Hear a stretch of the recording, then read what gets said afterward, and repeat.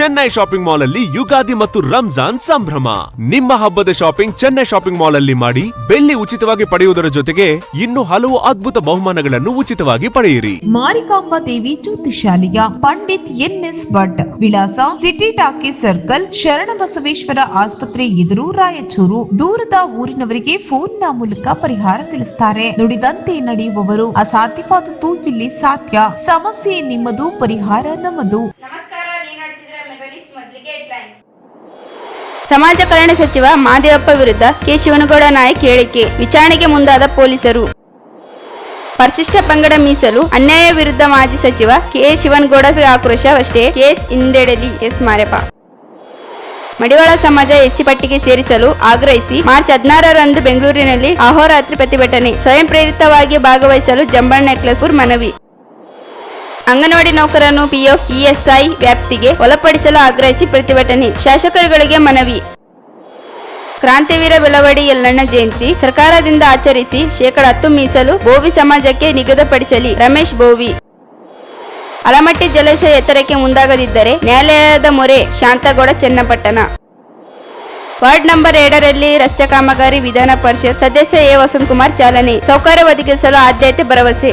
ಚಿತ್ರದುರ್ಗದಲ್ಲಿ ಸಮಾವೇಶವೊಂದರಲ್ಲಿ ಮಾಜಿ ಸಚಿವ ಕೆ ಶಿವನಗೌಡ ನಾಯಕ್ ಸಮಾಜ ಕಲ್ಯಾಣ ಸಚಿವ ಎಸ್ ಸಿ ಮಹದೇವಪ್ಪ ವಿರುದ್ಧ ಮಾತನಾಡುವ ಸಚಿವರಿಗೆ ಹೊಡೆಯುತ್ತಿದ್ದೆ ಎಂಬ ಮಾತುಗಳನ್ನಾಡಿದ ಹಿನ್ನೆಲೆ ಛಲವಾದಿ ಮಹಾಸಭಾ ಜಿಲ್ಲಾಧ್ಯಕ್ಷ ವಿಶ್ವನಾಥ್ ಪಟ್ಟಿ ನೀಡಿದ ದೂರಿನ ಮೇರೆಗೆ ಕೆ ಶಿವನಗೌಡ ನಾಯಕ್ ವಿರುದ್ಧ ಶೂನ್ಯ ಎಫ್ಐಆರ್ ದಾಖಲಿಸಿ ತನಿಖೆ ನಡೆಸಲು ಇಲಾಖೆ ಮುಂದಾಗಿದೆ ಎಂದು ತಿಳಿದು ಬಂದಿದೆ.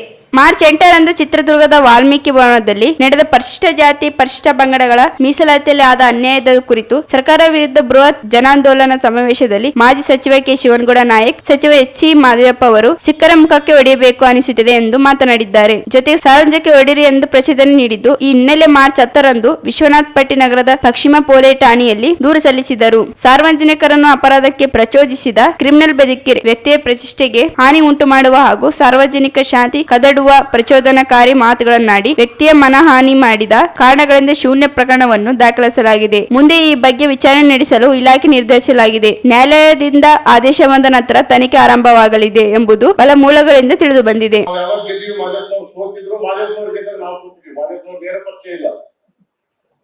ನಾನೇನೋ ಮಹದೇವಪ್ಪ ಬಾಬಾ ಸಾಹೇಬ್ ದಿನಕ್ಕೆ 2 ಸರಿ ನೆನೆಸ್ತಾನ ಅಂತ ನಾನೇನೋ ಈ ಮನುಷ್ಯ ದೊಡ್ಡ ಮನುಷ್ಯ ಇರ್ಬೇಕಂತೀನಿ ನಾನು ಅಭಿಮಾನಿ ಆಗಿದ್ದೆ. ನನಗನ್ಸ್ತದೆ ಈಗ ಮಹದೇವಪ್ಪವ್ರು ನೋಡಿದ್ರೆ ಸಿಕ್ಕ ಒಂದೇಟ್ ಮುಖ ಪಡಿಬೇಕು ಅಂತ.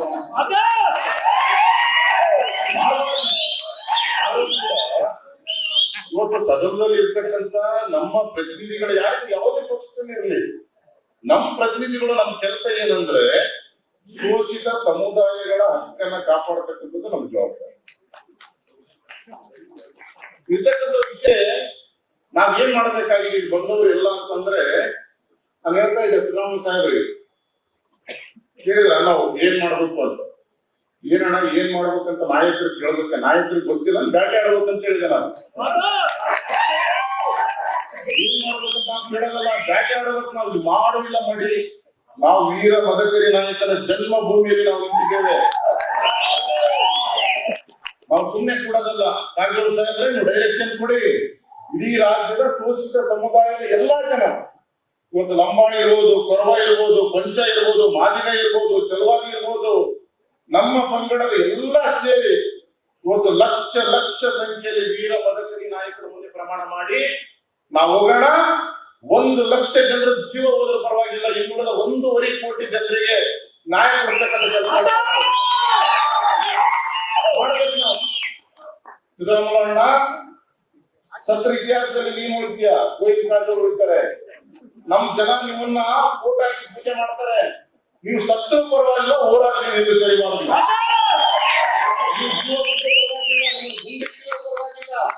ಈ ಸರ್ಕಾರ ಅದ್ರ ಶಕ್ತಿ ಏನಿದೆ ಅಂತ ಹೇಳಿಲ್ಲ. ನಾವು ಹೋರಾಟ ಕೇಳಬೇಕಾದ್ರೆ ನಾವು ಇಂಜರಿ ಅವಶ್ಯಕತೆ ಇಲ್ಲ. ನಮ್ಮ ನಾಯಕರಿಗೆಲ್ಲ ಆ ರೀತಿ ಹೋರಾಟ ಕೇಳಿ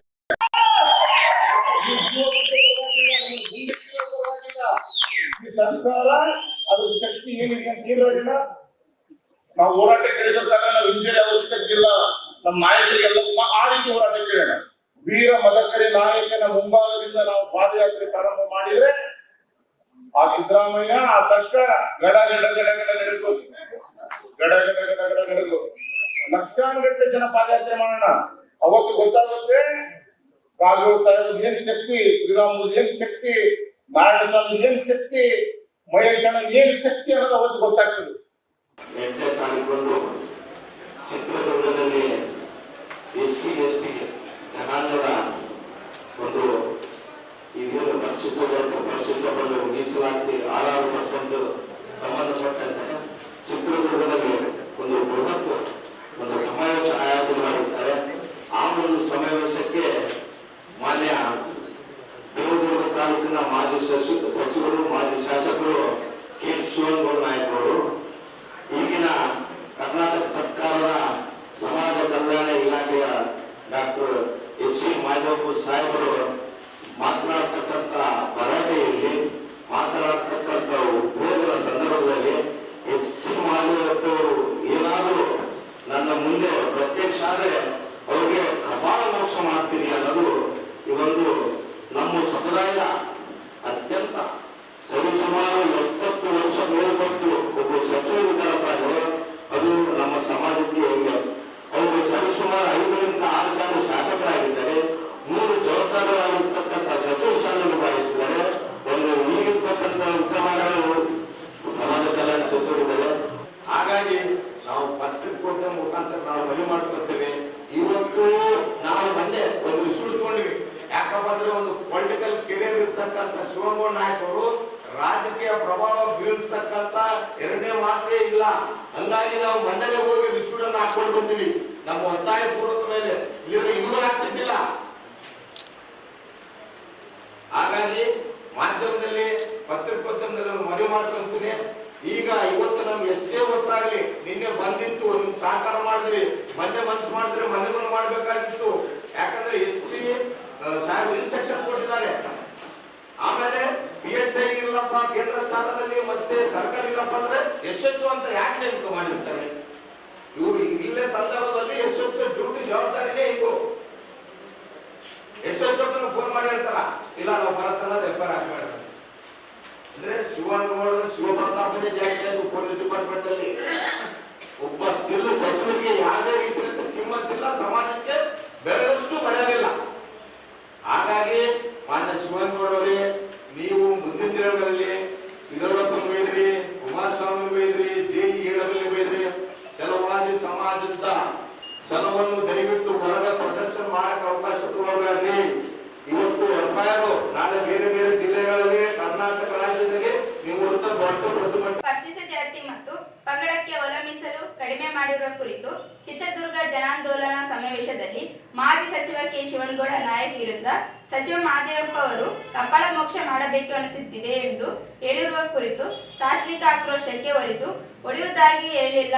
ಕೂಡಲೇ ಛಲವಾದಿ ಮಹಾಸಭಾ ದೂರು ಹಿಂಪಡೆಯಬೇಕೆಂದು ಸಾಮಾಜಿಕ ನ್ಯಾಯಕ್ಕಾಗಿ ಪರಿಶಿಷ್ಟ ಜಾತಿ ಒಳ ಮೀಸಲು ಜಾರಿ ಹೋರಾಟ ಸಮಿತಿ ರಾಜ್ಯ ಸಂಚಾಲಕ S ಮಾರಪ್ಪ ಹೇಳಿದರು. ಅವರಿದ್ದು ಮಾಧ್ಯಮಗೋಷ್ಠಿ ಉದ್ದೇಶಿಸಿ ಮಾತನಾಡಿ, ಪರಿಶಿಷ್ಟ ಜಾತಿಗಳಿಗೆ 17% ಹಾಗೂ ಪರಿಶಿಷ್ಟ ಪಂಗಡಕ್ಕೆ 7% ಮೀಸಲಾತಿ ನಿಗದಿಗೊಳಿಸಿರುವುದನ್ನು SCಗಳಿಗೆ 15% ಮತ್ತು STಗಳಿಗೆ 3% ಇಳಿಸಿರುವ ಕುರಿತು ಆಗಿರುವ ಅನ್ಯಾಯವಾದರೂ ಹೈಕೋರ್ಟ್ಗೆ ತಕರಾರು ಅರ್ಜಿಯನ್ನು ಸಮಾಜ ಕಲ್ಯಾಣ ಇಲಾಖೆ ಸಲ್ಲಿಸಲಿಲ್ಲ. ಛತ್ತೀಸ್ಗಢದ ರಾಜ್ಯದಲ್ಲಿ 58% ಮೀಸಲಾತಿ ಹೆಚ್ಚಿಸಿದ್ದರೂ ಸುಪ್ರೀಂ ಕೋರ್ಟ್ ತಾತ್ಕಾಲಿಕ ಪರಿಹಾರ ನೀಡಿ 58% ಮೀಸಲಾತಿ ಹೆಚ್ಚಳವನ್ನು ಸಮರ್ಪಿಸಿತು. ಈ ಎಲ್ಲ ವಿಷಯ ಸಚಿವ ಮಾದೇವಪ್ಪನವರಿಗೆ ಗೊತ್ತಿದ್ದರೂ ತಕರಾರು ಸಲ್ಲಿಸದೆ ಇರುವುದು ಮೀಸಲು ಹೆಚ್ಚಳಕ್ಕೆ ವಿರೋಧಿಸಿದಂತೆ. ಸರಿ, ಮೈಸೂರಿನಲ್ಲಿ ಬಲಗೈ ಸಮುದಾಯದ ಪದವೀಧರರು ಹೋರಾಟ ನಡೆಸಿ ಸಚಿವ ಮಾದೇವಪ್ಪ ಸೇರಿದಂತೆ ಬಲಗೈ ಸಮುದಾಯ ಅನೇಕ ನಾಯಕರ ಭಾವಚಿತ್ರಗಳಿಗೆ ಬೆಂಕಿ ಹಚ್ಚಿದರು. ವಿಧಾನ ಪರಿಷತ್ ಸದಸ್ಯ VS ಉಗ್ರಪ್ಪ ಹಾಗೂ ಅಲೆಮಾರಿ ಸಮುದಾಯವರು ಮಾದೇವಪ್ಪನವರು ವಿರುದ್ಧ ಆಕ್ರೋಶ ವ್ಯಕ್ತಪಡಿಸಿದರು. ಆಗ ಇಲ್ಲದ ಸಮುದಾಯ ಅಭಿಮಾನ ಕೆ ಶಿವನಗೌಡ ನಾಯಕ್ ಹೇಳಿಕೆ ಮಾತ್ರ ಸೀಮಿತಗೊಳಿಸಿಕೊಂಡಿರುವ ಸರಿಯೇ ಎಂದು ಪ್ರಶ್ನಿಸಿದರು. 100 ಜಾತಿ ಒಳಗೊಂಡಿರುವ ಸಮಾಜ ಕಲ್ಯಾಣ ಇಲಾಖೆ ಕೇವಲ ಒಂದು ಸಮುದಾಯಕ್ಕೆ ಸೀಮಿತವಾಗಿದೆ. ಇಲಾಖೆಯಲ್ಲಿ ಸ್ವಜಾತಿಯವರೇ ಅಧಿಕಾರಿಗಳನ್ನು ಇಟ್ಟುಕೊಂಡು ಮಾದೇವಪ್ಪನವರು ಮಾತನಾಡುತ್ತಿರುವಾಗ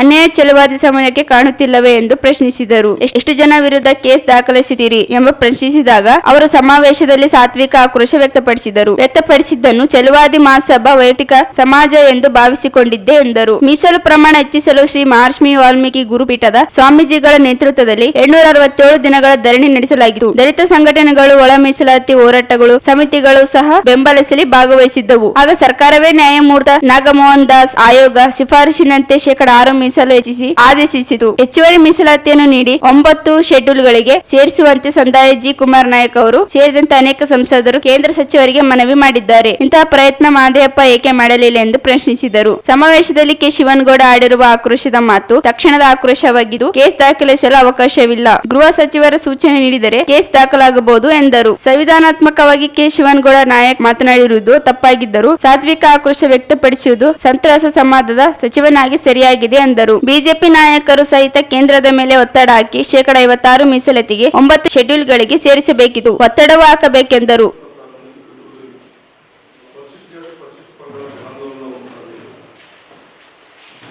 ಮಾಜಿ ಸಚಿವರಾಗಿರ್ತಕ್ಕಂಥ ಕೆ. ಶಿವನಗೌಡ ನಾಯಕರು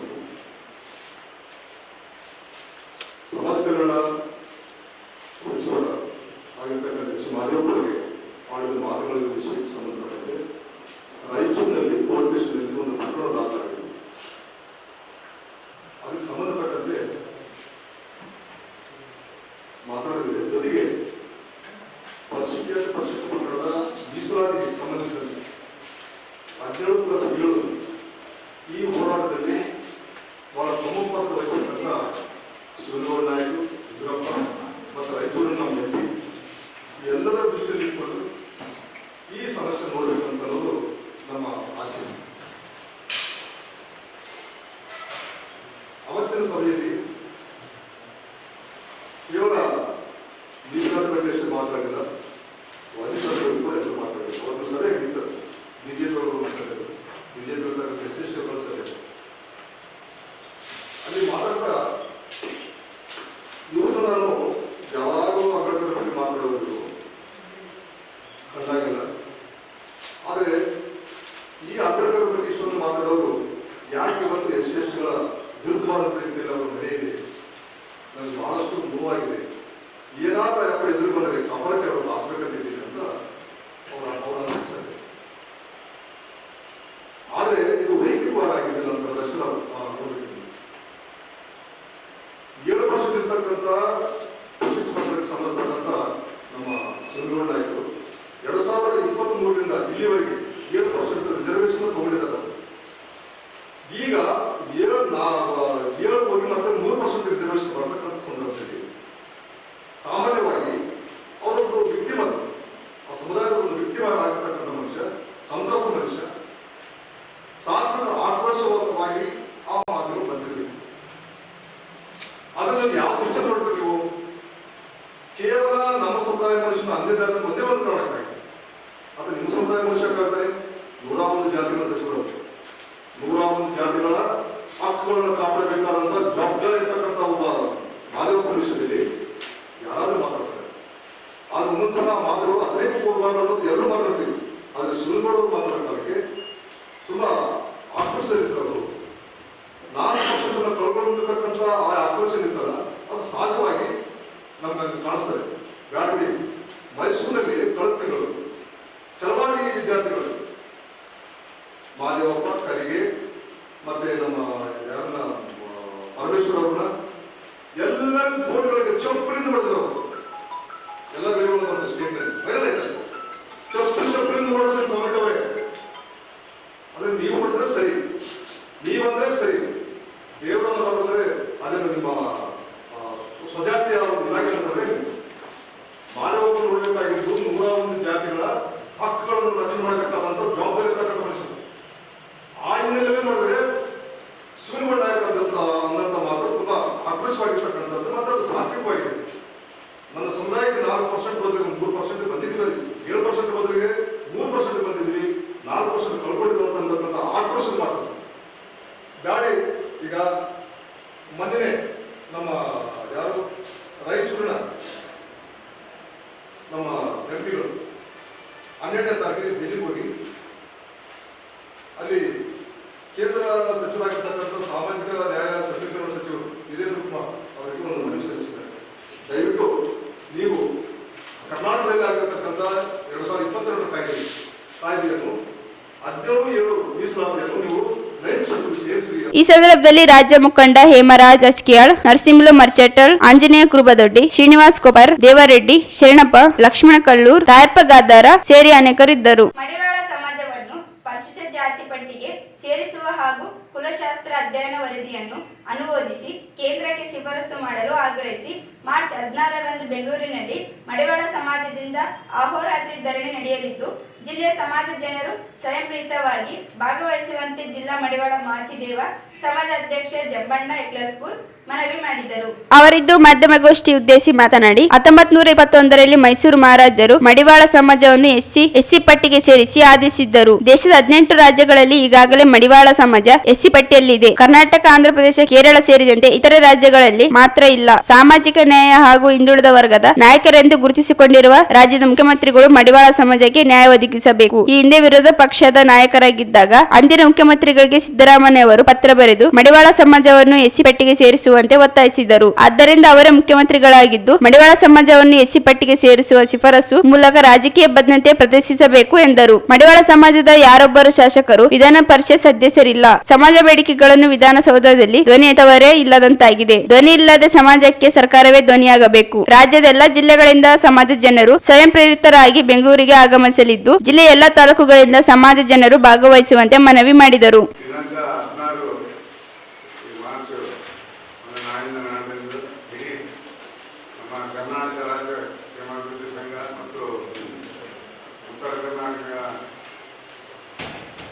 ಎಲ್ಲ ಸಂಘಗಳ ವತಿಯಿಂದ ಬೆಂಗಳೂರಿನಲ್ಲಿ ಫ್ರೀಡಂ ಪಾರ್ಕ್ನಲ್ಲಿ ಅವತ್ತಿನ ಒಂದು ದಿನ ಅಹೋರಾತ್ರಿ ಧರಣಿಯನ್ನು ಹಮ್ಮಿಕೊಳ್ಳಲಾಗಿದೆ.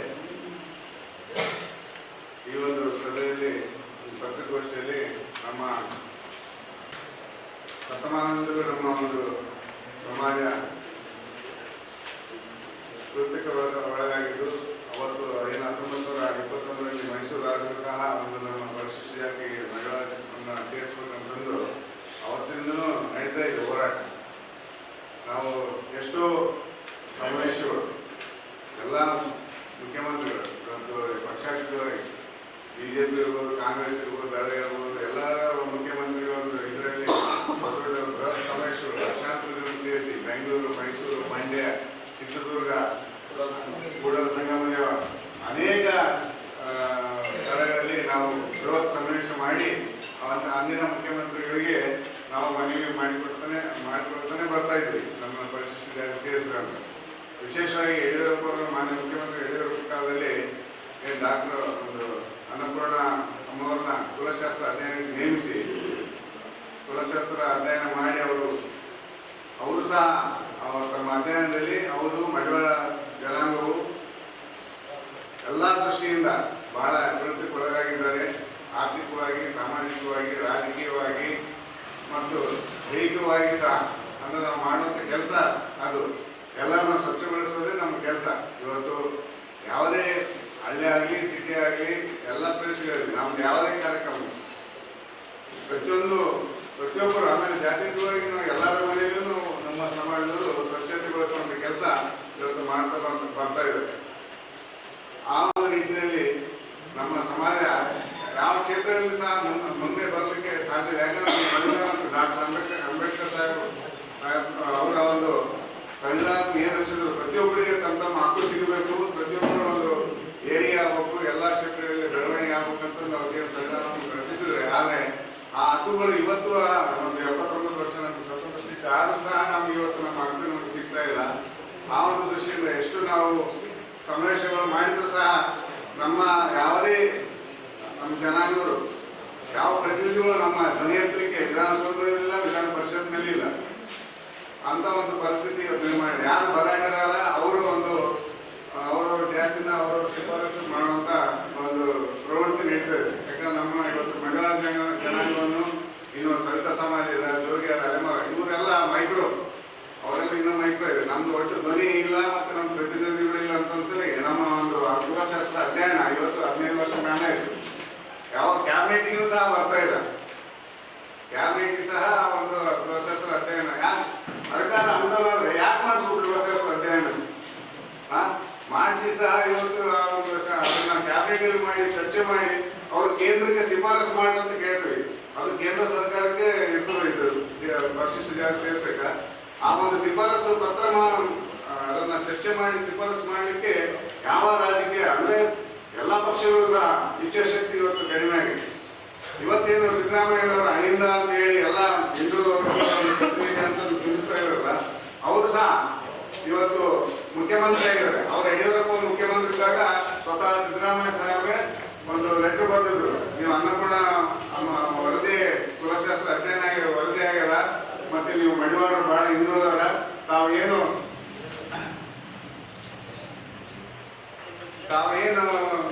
ಈ ಸಂದರ್ಭದಲ್ಲಿ ಸಮಾಜ ಮುಖಂಡರುಗಳಾದ ಹುಸೇನಪ್ಪ ಮಠಮಾರಿ, ಮುನಿಸ್ವಾಮಿ, ಟಿ ಮಲ್ಲೇಶ್, ಜಮುನ ಕೇಶವ್, ನರಸಪ್ಪ ಎಕ್ಲಸ್ಪುರ್, ಯು ಆಂಜನೇಯ, ಪ್ರಧಾನ ಕಾರ್ಯದರ್ಶಿ ಎ ಶಾಂತಪ್ಪ, ಜಿ ವೆಂಕಟೇಶ್ ಇದ್ದರು. ಈಗ ಚಿಕ್ಕದೊಂದು ಬ್ರೇಕ್ನ ನಂತರ ಮೆಗಾನಿಸ್ ಮುಂದುವರಿಯುತ್ತದೆ. ಚೆನ್ನೈ ಶಾಪಿಂಗ್ ಮಾಲ್ ಅಲ್ಲಿ ಯುಗಾದಿ ಮತ್ತು ರಂಜಾನ್ ಸಂಭ್ರಮ. ನಿಮ್ಮ ಹಬ್ಬದ ಶಾಪಿಂಗ್ ಚೆನ್ನೈ ಶಾಪಿಂಗ್ ಮಾಲ್ ಅಲ್ಲಿ ಮಾಡಿ ಬೆಳ್ಳಿ ಉಚಿತವಾಗಿ ಪಡೆಯುವುದರ ಜೊತೆಗೆ ಇನ್ನು ಹಲವು ಅದ್ಭುತ ಬಹುಮಾನಗಳನ್ನು ಉಚಿತವಾಗಿ ಪಡೆಯಿರಿ. ಕುಟುಂಬ ಸದಸ್ಯರಿಗೆ ಬೇಕಾದ ಎಲ್ಲಾ ಪ್ರಕಾರದ ಅತ್ಯಾಧುನಿಕ ಫ್ಯಾಷನ್ ವಸ್ತ್ರಗಳ ಶಾಪಿಂಗ್ ಜೊತೆಗೆ ಅಬ್ಬರಿಸುವ ಸ್ಪಾಟ್ ಗಿಫ್ಟ್ಸ್ ಉಚಿತವಾಗಿ ಪಡೆಯಿರಿ. ಬೇಗ ಬನ್ನಿ, ಇಂದೇ ನಿಮ್ಮ ಹಬ್ಬದ ಶಾಪಿಂಗ್ ಅನ್ನು ಚೆನ್ನೈ ಶಾಪಿಂಗ್ ಮಾಲ್ ಅಲ್ಲಿ ಮಾಡಿ. The Chennai shopping mall, station road, Raichur.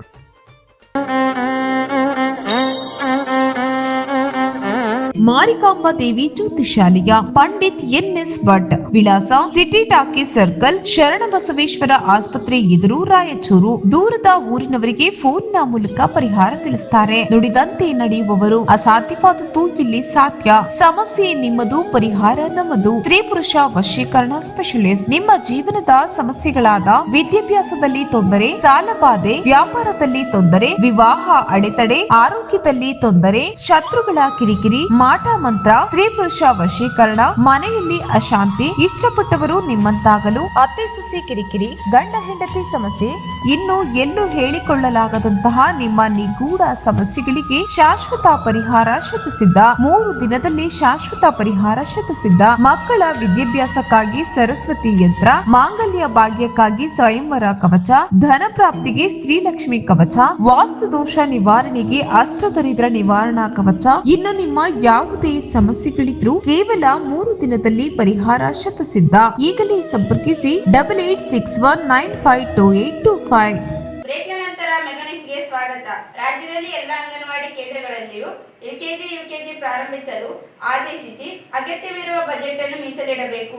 ಎಲ್ಲ ಅಂಗನವಾಡಿ ನೌಕರರನ್ನು ಕನಿಷ್ಠ ಕೂಲಿಯ ಕಾಯ್ದೆಗೆ ವ್ಯಾಪ್ತಿಗೆ ತಂದು ಇಎಸ್ಐ ಪಿಎಫ್ ಅನ್ನು ಕೊಡಬೇಕು ಎಂದು ಆಗ್ರಹಿಸಿ ಜಿಲ್ಲಾ ಅಂಗನವಾಡಿ ನೌಕರರು ಸಂಘ ಸಿಎಟಿಯು ನೇತೃತ್ವದಲ್ಲಿ ನಗರದ ಟಿಪ್ಪು ಸುಲ್ತಾನ್ ಉದ್ಯಾನದಲ್ಲಿ ಪ್ರತಿಭಟನೆ ನಡೆಸಲಾಯಿತು. ಅಂಗನವಾಡಿ ಕೇಂದ್ರಕ್ಕೆ ಸರಬರಾಜು ಮಾಡುವ ಆಹಾರ ಪದಾರ್ಥಗಳು ಗುಣಮಟ್ಟ ಸರಿ ಇಲ್ಲದ ಕಾರಣ ಬಿಎಸ್ ಪರವಾನಿಗೆ ರದ್ದು ಮಾಡಿ ಸ್ಥಳೀಯವಾಗಿ ಸಿಗುವ ಆಯಾ ಪ್ರದೇಶಕ್ಕೆ ಅನುಗುಣವಾಗಿ ಸ್ಥಳೀಯ ಆಹಾರ ಸರಬರಾಜು ಮಾಡಬೇಕೆಂದು ಮನವಿ ಮಾಡಿದರು. ಶಿಶು ಅಭಿವೃದ್ಧಿ ಯೋಜನೆಗಾಗಿ 2011ರಿಂದ 2023 ಮಾರ್ಚ್ ತನಕ ಕೆಲಸ ಮಾಡಿ ನಿವೃತ್ತರಾದ ಕಾರ್ಯಕರ್ತೆ ಸಹಾಯಕಿಯರಿಗೆ ಕೂಡಲೇ ಗ್ರಾಜ್ಯುಯಿಟಿ ಹಣ 183 ಕೋಟಿ ಕೂಡಲೇ ಬಿಡುಗಡೆ ಮಾಡಬೇಕೆಂದು ಆಗ್ರಹಿಸಿದರು. ಖಾಲಿರುವ ಅಂಗನವಾಡಿ ಕಾರ್ಯಕರ್ತೆ ಸಹಾಯಕಿ ಹುದ್ದೆ ಮತ್ತು ಇಲಾಖೆಯಲ್ಲಿ ಖಾಲಿ ಇರುವ ಮೇಲ್ಚಾರಕಿ ಸಿಡಿಪಿಒ ಹುದ್ದೆ ಭರ್ತಿ ಮಾಡಬೇಕು. ಚುನಾವಣೆ ಕೆಲಸಗಳಿಂದ ಬಿಎಲ್ಒ ಅಂಗನವಾಡಿ ನೌಕರರು ಬಿಡುಗಡೆ ಮಾಡಬೇಕು. ಈಗಾಗಲೇ ರಾಜ್ಯದಲ್ಲಿ ಬಿಎಲ್ಒ ಕಾರಣಗಳಿಂದ ವಜಾಗೊಳಿಸಿರುವ ಕಾರ್ಯಕರ್ತರ ಅಮಾನತ್ ತೆರವುಗೊಳಿಸಬೇಕೆಂದು ಒತ್ತಾಯಿಸಿದರು. ನಗರದ ಪ್ರದೇಶದಲ್ಲಿ ಸಹಾಯಕಿ ಆಯ್ಕೆಗೆ ಇರುವ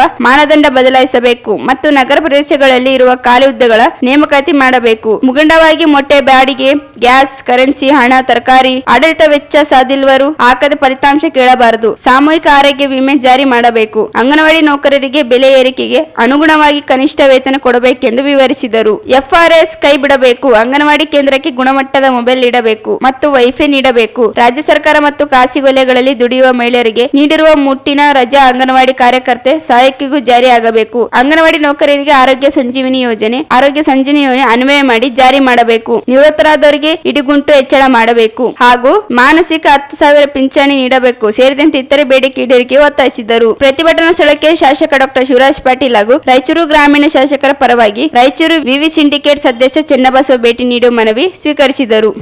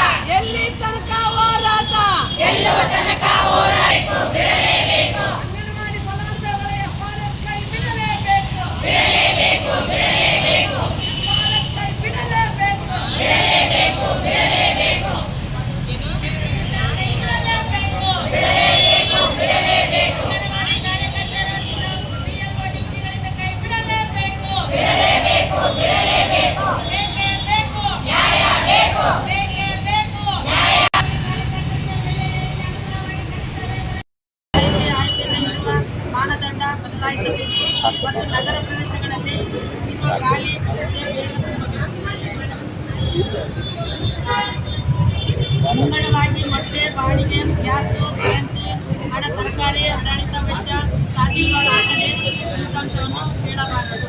ಮಾನ್ಯ ಇಲಾಖೆ ಸಚಿವರು ಒಪ್ಪಿಕೊಂಡಂತೆ ಸಾಮೂಹಿಕ ಆರೋಗ್ಯ ವಿಮೆ ಜಾರಿ ಮಾಡಬೇಕು. ಅಂಗನವಾಡಿ ನೌಕರರಿಗೆ ಬೆಲೆ ಏರಿಕೆಗೆ ಅನುಗುಣವಾಗಿ ಕನಿಷ್ಠ ವೇತನ ಕೊಡಬೇಕು.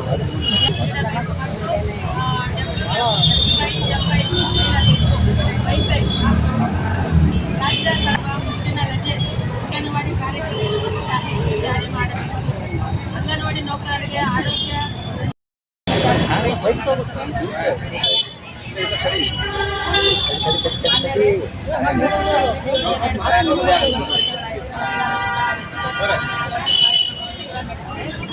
ಪಾಲನೆ, ಪೋಷಣೆ, ಶಿಕ್ಷಣ, ಸಂವಿಧಾನಬದ್ಧ ಕರ್ತವ್ಯಗಳಿಗೆ ಮತ್ತು 2013ರ ಆಹಾರ ಭದ್ರತಾ ಕಾಯ್ದೆ, 2009ರ ಕಡ್ಡಾಯ ಶಿಕ್ಷಣ ಕಾಯ್ದೆ ಕರ್ತವ್ಯಗಳನ್ನು ಶಾಸನಬದ್ಧವಾಗಿ ಸ್ಥಾಪಿಸಲ್ಪಟ್ಟ ಅಂಗನವಾಡಿ ಕೇಂದ್ರಗಳ ಮುಖಾಂತರ ಅಂಗನವಾಡಿ ಕಾರ್ಯಕರ್ತೆಯರ ಸಹಾಯಕರ ಜಾರಿ ಮಾಡುತ್ತಿದ್ದಾರೆ.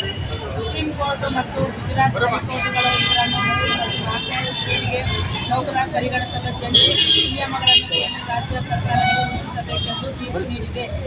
ರಾಜ್ಯದಲ್ಲಿ ಅಂಗನವಾಡಿ ಕೇಂದ್ರಗಳನ್ನು ಬಲಹೀನಗೊಳಿಸಲು ಶಿಕ್ಷಣ ಇಲಾಖೆ 10,000 ಶಾಲೆಗಳು LKG, UKG ಪ್ರಾರಂಭಿಸಲು 4 ವರ್ಷ ಮೇಲ್ಪಟ್ಟ ಮಕ್ಕಳನ್ನು ಸ್ಥಳಾಂತರಿಸಲು ಬೇರೆ ಬೇರೆ ಸ್ವರೂಪಗಳಲ್ಲಿ ಪ್ರಯತ್ನಿಸುತ್ತಿದೆ.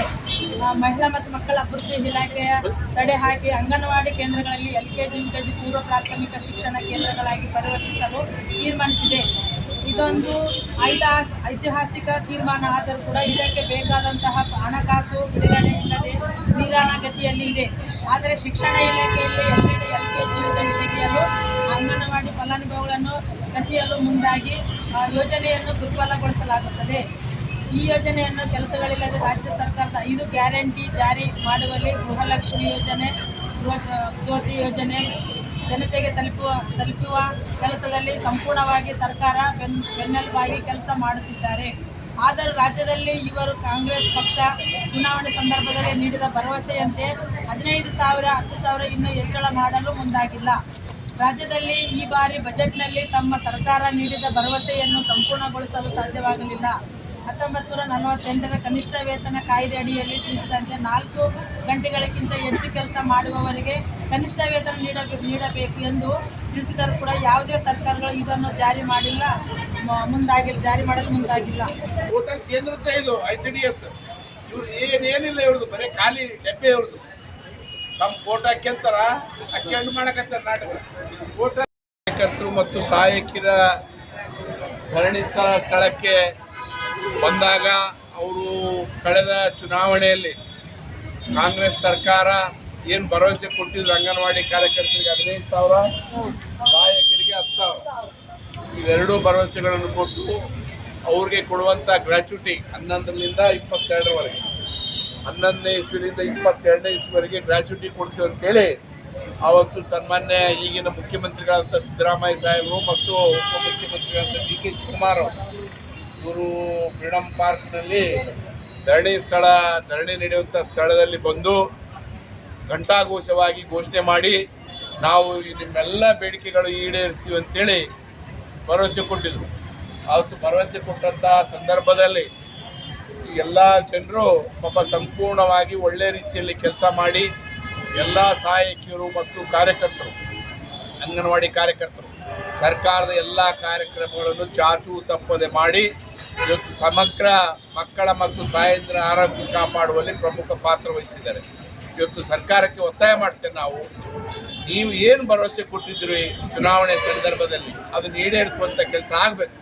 ಇಲ್ಲಾಂದರೆ ಮುಂದಿನ ದಿನದಲ್ಲಿ ಸರ್ಕಾರದಲ್ಲಿರುವಂಥ ಶಾಸಕರಿಗೆ ಮತ್ತು ಮಂತ್ರಿಗಳ ಮನೆಗೆ ನುಗ್ಗಿ ನಿಮ್ಮನ್ನು ಕಾಲರಿಡಿದುಕೊಳ್ಳುವಂಥ ಸಮಯ ಬಂದೇ ಬರ್ತದೆ ಅಂತ ಹೇಳಲಿಕ್ಕೆ ಬಯಸ್ತೇನೆ.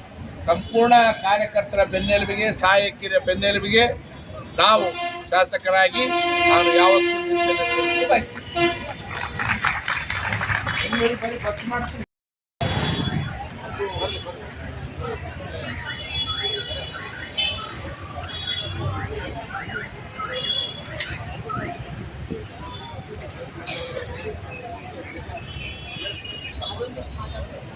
ಆಮೇಲೆ ನಮಗೆ FRS ಕೆಲಸಗಳೆಲ್ಲ 5 ಗ್ಯಾರಂಟಿ ಕೆಲಸ ಅಧಿಕಾರಿಗಳೆಲ್ಲ ನಾವು ಸರ್ವೆ ಮಾಡಿಕೊಟ್ಟಿದ್ದೇವೆ. KYC ಪತ್ರ ಕೊಟ್ಟು ಅದಕ್ಕೆ ನಮ್ಮ ಗೌರವನ ಹೆಚ್ಚು ಮಾಡಿದ್ವಿ. ಆದಷ್ಟು ಮಾತಾಡಿ ನಮ್ಮ ಗೌರವನ ಹೆಚ್ಚಿಸಬೇಕು. ಮಾಡಿಲ್ಲ ಸರ್, ಏನು ಮಾಡಿ ಸರ್. ಈ ಏನಿಲ್ಲ ಸರ್,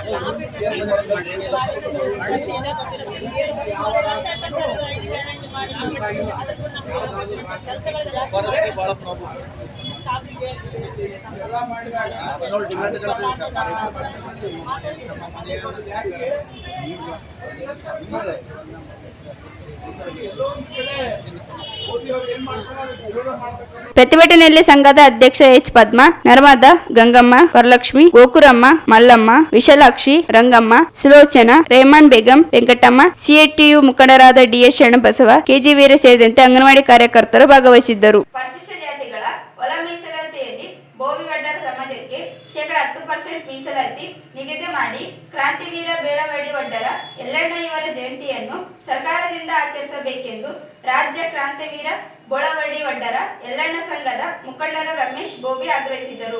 ಅವರಿದ್ದು ಮಾಧ್ಯಮಗೋಷ್ಠಿ ಉದ್ದೇಶಿಸಿ ಮಾತನಾಡಿ, ಸಮಾಜ ನಿರ್ಮಾಣಕ್ಕೆ ವಡ್ಡರ ಸಮಾಜದ ಕೊಡುಗೆ ಅಪಾರವಾಗಿದೆ. ಕೆರೆ, ಗೂಡಿ, ಜಲಾಶಯಗಳು, ದೇವರ ಮೂರ್ತಿಗಳನ್ನು ಸಿದ್ಧಪಡಿಸಲು ಸಮಾಜದ ಕೆಲಸ ಮಾಡುತ್ತಾ ಬಂದಿದೆ. ಸಾಮಾಜಿಕ ಆರ್ಥಿಕವಾಗಿ ಹಿಂದುಳಿದಿರುವ ಸಮಾಜಕ್ಕೆ ಸಾಮಾಜಿಕ ನ್ಯಾಯ ಒದಗಿಸಬೇಕಿದೆ. ಮೀಸಲು ನೀಡುವಾಗ -10% ಮೀಸಲಾತಿ ನಿಗದಿಪಡಿಸಬೇಕಾಗಿದೆ. ಸ್ವಾತಂತ್ರ್ಯ ಹೋರಾಟಗಾರರಾದ ಬೇಳವಡಿ ವಡ್ಡರ ಯಲ್ಲಣ್ಣ ಅವರ ಇತಿಹಾಸ ಮುಂದಿನ ಪೀಳಿಗೆಗೆ ತಲುಪಿಸಲು ಅವರ ಮೂರ್ತಿಯನ್ನು ಸ್ಥಾಪಿಸಲು ಅನುಮತಿ ನೀಡಬೇಕು. ಚರಿತ್ರೆ ಪುಸ್ತಕಗಳನ್ನು ಗ್ರಂಥಾಲಯಗಳಿಗೆ ಪೂರೈಸಬೇಕು. ಜಯಂತಿಯನ್ನು ಸರ್ಕಾರವೇ ಆಚರಿಸಬೇಕು. ಇಲ್ಲದೆ ಹೋದಲ್ಲಿ ತೀವ್ರ ಸ್ವರೂಪದ ಹೋರಾಟ ನಡೆಸಬೇಕಾಗುತ್ತದೆ ಎಂದು ಎಚ್ಚರಿಸಿದರು.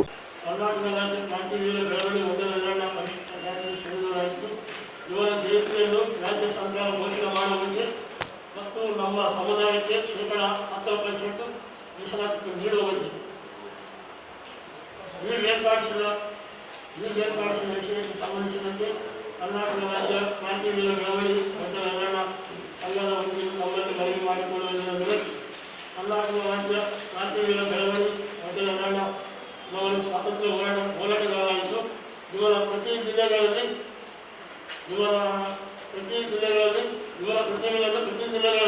ಹಾಗೂ ತಾಲೂಕುಗಳಲ್ಲಿ ಕ್ರಾಂತಿವೀರ ಬೆಳವಡಿ ವಡ್ಡರ ಯಲ್ಲಣ್ಣ ಅವರ ಮೂರ್ತಿಯನ್ನು ಸ್ಥಾಪನೆ ಮಾಡಲು ಅನುಮತಿ ನೀಡಬೇಕು. ಹಾಗೂ ಕ್ರಾಂತಿವೀರ ಬೆಳವಡಿ ವಡ್ಡರ ಯಲ್ಲಣ್ಣ ಅವರ ಚರಿತ್ರೆ ಪುಸ್ತಕಗಳನ್ನು ಗ್ರಂಥಾಲಯಗಳಲ್ಲಿ ಇಡಬೇಕೆಂದು ತಮ್ಮ ಮತ್ತು ಸಂಬಂಧಪಟ್ಟ ಗ್ರಂಥಾಲಯ ಸಚಿವರುಗಳಿಗೆ ಆದೇಶ ಮಾಡಿಸಲು ಶಿಫಾರಸು ನೀಡಬೇಕೆಂದು ನಮ್ಮನ್ನು ವಿನಂತಿಸಿಕೊಳ್ಳುತ್ತೇವೆ. ಆದರೆ ನಾವು ಗುಡಿಯನ್ನು ಕಟ್ಟಿದವರು ಒಡ್ಡರು, ಕೆರೆಯನ್ನು ಕಟ್ಟಿದವರು ಒಡ್ಡರು, ಡ್ಯಾಮ್ಗಳನ್ನು ಕಟ್ಟಿದವರು ಒಡ್ಡರು, ದೇವರ ಶಿಲ್ಪಿ ಮೂರ್ತಿಗಳನ್ನು ಕಟ್ಟಿದವರು ಒಡ್ಡರು. ಈ ಎಲ್ಲ ಕೆಲಸಗಳನ್ನು ಮಾಡಿದವರು ನಾವುಗಳಾದರೆ ಆದರೆ ಸರ್ಕಾರವು ನಮಗೆ ಅನ್ಯಾಯ ಮಾಡುತ್ತದೆ.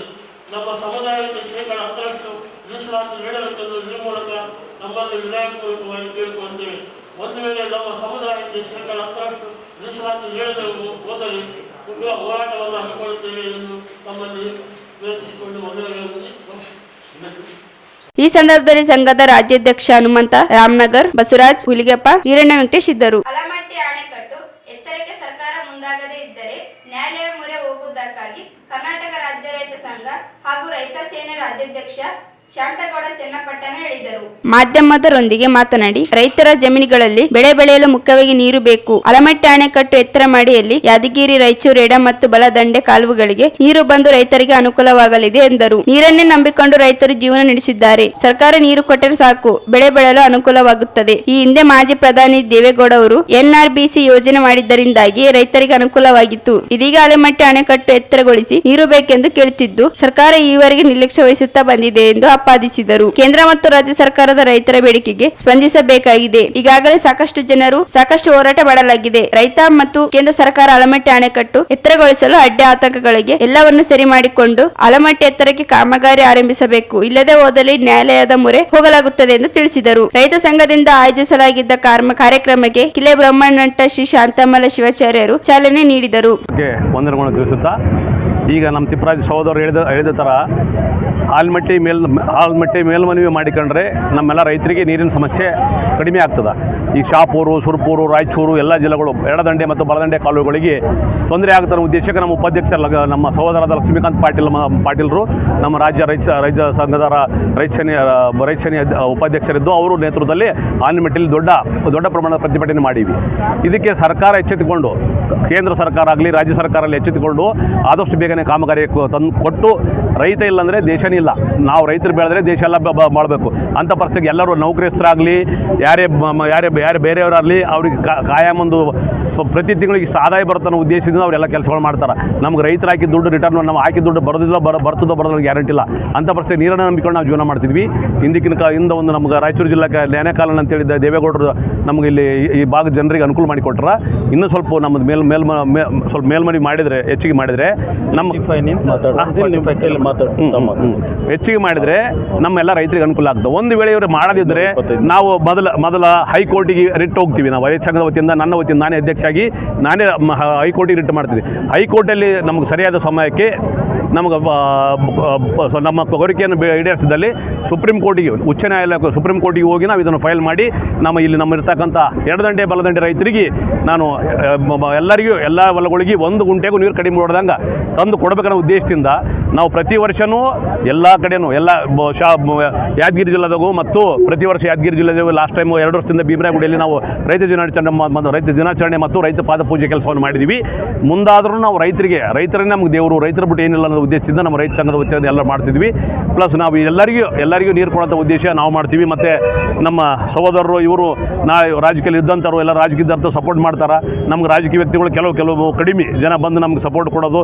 ಆದರೆ ನಮ್ಮ ಸಹೋದರ ಹೇಳ್ತಾರೆ ತನ್ನ ಮನ ಧನದಿಂದ ಕೊಡ್ತೀವಿ ಅಂದಮೇಲೆ ಇಂಥವ್ರು ನಮ್ಮ ಜೋಡಿ ಇರಬೇಕಂತೇಳಿ ಆಶೆ ಹಸ್ತಾ ನಾನು 2 ಮಾತುಗಳು ಮುಗಿಸ್ತೀನಿ. ಈ ಸಂದರ್ಭದಲ್ಲಿ ರಾಜ್ಯ ಉಪಾಧ್ಯಕ್ಷ ಲಕ್ಷ್ಮೀಕಾಂತ್ ಪಾಟೀಲ್, ಮಾಜಿ ಶಾಸಕ ತಿಪ್ಪರಾಜು ಹವಲ್ದಾರ್, ಜಿಲ್ಲಾಧ್ಯಕ್ಷ ಇಂದ್ರಜಿತ್, ಕಾರ್ಯಾಧ್ಯಕ್ಷ ಮುಜಾಹಿದ್ ಮರ್ಚೆಡ್, ಮಾದೇವ ಯಾದವ್ ಸೇರಿದಂತೆ ಅನೇಕರು ಇದ್ದರು. ನಗರದ ವಾರ್ಡ್ ನಂಬರ್ 7ರಲ್ಲಿ ವಿವಿಧ ರಸ್ತೆ ಅಭಿವೃದ್ಧಿ ಕಾಮಗಾರಿಗಳಿಗೆ ವಿಧಾನ ಪರಿಷತ್ ಸದಸ್ಯ ಎ ವಸಂತ್ ಕುಮಾರ್ ಇಂದು ಭೂಮಿ ಪೂಜೆ ನೆರವೇರಿಸಿದರು. ವಾರ್ಡ್ ನಂಬರ್ 2ರ ದ್ವಾರಕ ನಗರದ ಆಶಾಪುರ್ ಮುಖ್ಯ ರಸ್ತೆಯಿಂದ FCI ಕಾಂಪೌಂಡ್ ವರೆಗೆ ಸಿಸಿ ರಸ್ತೆ ನಿರ್ಮಾಣಕ್ಕೆ 50 ಲಕ್ಷ ರೂಪಾಯಿ ಅನುದಾನ ಒದಗಿಸಲಾಗಿದೆ. ಅಖಿಲ್ ಅಪಾರ್ಟ್ಮೆಂಟ್ ನಿಂದ ಎನೆಕ್ಲೇವ್ ಫೇಸ್ 1 ಅಪಾರ್ಟ್ಮೆಂಟ್ ವರೆಗೆ ಸಿಸಿ ರಸ್ತೆ ನಿರ್ಮಾಣ ಕಾಮಗಾರಿಗೆ 30 ಲಕ್ಷ ರೂಪಾಯಿ ಅನುದಾನ ಒದಗಿಸಲಾಗಿದೆ. ಅದೇ ರೀತಿ ವಾರ್ಡ್ನ ವಿಜಯನಗರ ಬಡಾವಣೆಯಲ್ಲಿ ಸಿಸಿ ರಸ್ತೆ ಮತ್ತು ಚರಂಡಿ ನಿರ್ಮಾಣಕ್ಕೆ 1 ಕೋಟಿ ರೂಪಾಯಿ ಅನುದಾನ ಒದಗಿಸಲಾಗಿದೆ. ಹಾಗೂ ವಾರ್ಡಿನ ಆಫೀಸರ್ ಕಾಲೋನಿಯಲ್ಲಿ 2 ಕೋಟಿ ರೂಪಾಯಿ ಅನುದಾನದಲ್ಲಿ ಸಿಸಿ ರಸ್ತೆ ಹಾಗೂ ಚರಂಡಿ ನಿರ್ಮಾಣಕ್ಕೆ ಭೂಮಿ ಪೂಜೆ ನೆರವೇರಿಸಿದರು. ಇದೇ ರೀತಿ ಅಭಿವೃದ್ಧಿ ಕಾಮಗಾರಿಗಳು ನಗರದ ಬಹುತೇಕ ವಾರ್ಡ್ಗಳಲ್ಲಿ ಕೈಗೆತ್ತಿಕೊಳ್ಳಲಾಗುತ್ತಿದೆ, ಅಲ್ಲದೆ ನಿರಂತರ ಅಭಿವೃದ್ಧಿ ನಡೆಸಲಾಗುತ್ತದೆ ಎಂದರು. ಈ ಸಂದರ್ಭದಲ್ಲಿ ಮಾತನಾಡಿದ ಎ ವಸಂತ್ ಕುಮಾರ್ ಅವರು, ರಾಯಚೂರು ನಗರವು ವೇಗವಾಗಿ ಬೆಳೆಯುತ್ತಿದ್ದು ಹಲವು ಮೂಲಭೂತ ಸೌಕರ್ಯಗಳಿಂದ ವಂಚಿತಗೊಂಡಿರುವುದರಿಂದ KKRDB ಮೂಲಕ ಸಾಕಷ್ಟು ಅನುದಾನ ಒದಗಿಸಿ ಅಭಿವೃದ್ಧಿ ಕಾಮಗಾರಿಗಳಿಗೆ ಚಾಲನೆ ನೀಡಲಾಗುತ್ತದೆ. ಗುಣಮಟ್ಟದ ಕಾಮಗಾರಿಯನ್ನು ನಿರ್ವಹಿಸಬೇಕು ಎಂದು ಹೇಳಿದರು. ಈ ಸಂದರ್ಭದಲ್ಲಿ ಮಹಾನಗರ ಪಾಲಿಕೆ ಮಾಜಿ ಸದಸ್ಯರಾದ Jayanna, Basavaraj Patil Danduru, Bheemanna Manchal, Ramakrishna Nayak, Abdul Karim, MK Babar, J Satyanath, doctor Razak Ustad, Murali Yadav, Matawari Nagendrappa, Nirmala Benni, Mohammed Usman, Mohammed Rafi, Nagaraj, Ramesh Losli ಸೇರಿದಂತೆ ಬಡಾವಣೆಯ ಮುಖಂಡರು ಉಪಸ್ಥಿತರಿದ್ದರು. ಕೊನೆಯಲ್ಲಿ ಮತ್ತೊಮ್ಮೆ ಹೆಡ್ಲೈನ್ಸ್. ಸಮಾಜ ಕಲ್ಯಾಣ ಸಚಿವ ಮಾದೇವಪ್ಪ ವಿರುದ್ಧ ಕೆ ಶಿವನಗೌಡ ನಾಯಕ್ ಹೇಳಿಕೆ, ವಿಚಾರಣೆಗೆ ಮುಂದಾದ ಪೊಲೀಸರು. ಪರಿಶಿಷ್ಟ ಪಂಗಡ ಮೀಸಲು ಅನ್ಯಾಯ ವಿರುದ್ಧ ಮಾಜಿ ಸಚಿವ ಕೆ ಶಿವನಗೌಡ ಆಕ್ರೋಶ ಅಷ್ಟೇ, ಕೇಸ್ ಹಿಂದೆಡೆಯಲಿ ಎಸ್ ಮಾರೆಪ್ಪ. ಮಡಿವಾಳ ಸಮಾಜ SC ಪಟ್ಟಿಗೆ ಸೇರಿಸಲು ಆಗ್ರಹಿಸಿ ಮಾರ್ಚ್ 16ರಂದು ಬೆಂಗಳೂರಿನಲ್ಲಿ ಅಹೋರಾತ್ರಿ ಪ್ರತಿಭಟನೆ, ಸ್ವಯಂ ಪ್ರೇರಿತವಾಗಿ ಭಾಗವಹಿಸಲು ಜಂಬಣ್ಣ ನೆಕ್ಲೆಸ್ಪುರ್ ಮನವಿ. ಅಂಗನವಾಡಿ ನೌಕರರನ್ನು PF ESI ವ್ಯಾಪ್ತಿಗೆ ಒಳಪಡಿಸಲು ಆಗ್ರಹಿಸಿ ಪ್ರತಿಭಟನೆ, ಶಾಸಕರುಗಳಿಗೆ ಮನವಿ. ಕ್ರಾಂತಿವೀರ ಬೆಳವಡಿ ಯಲ್ಲಣ್ಣ ಜಯಂತಿ ಸರ್ಕಾರದಿಂದ ಆಚರಿಸಿ ಶೇಕಡ 10 ಮೀಸಲು ಬೋವಿ ಸಮಾಜಕ್ಕೆ ನಿಗದಿಪಡಿಸಲಿ, ರಮೇಶ್ ಬೋವಿ. ಅಲಮಟ್ಟಿ ಜಲಾಶಯ ಎತ್ತರಕ್ಕೆ ಮುಂದಾಗದಿದ್ದರೆ ನ್ಯಾಯಾಲಯದ ಮೊರೆ, ಶಾಂತಗೌಡ ಚನ್ನಪಟ್ಟಣ. ವಾರ್ಡ್ ನಂಬರ್ 2ರಲ್ಲಿ ರಸ್ತೆ ಕಾಮಗಾರಿ ವಿಧಾನ ಪರಿಷತ್ ಸದಸ್ಯ ಎ ವಸಂತ್ ಕುಮಾರ್ ಚಾಲನೆ, ಸೌಕರ್ಯ ಒದಗಿಸಲು ಆದ್ಯತೆ ಭರವಸೆ.